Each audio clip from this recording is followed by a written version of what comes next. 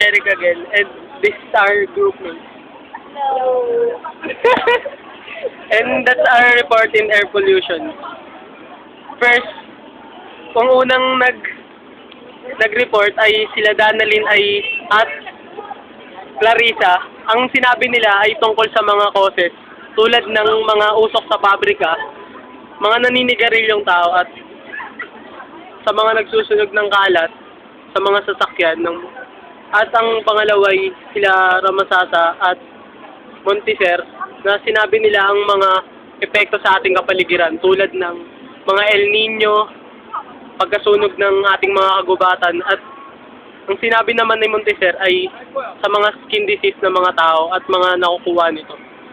Ang sinabi naman nila Josen at ni Rika May ay yung mga kung paano natin mape-prevent o ma-avoid ang ating air pollution na nature na sa atin. And that's our report. Hello!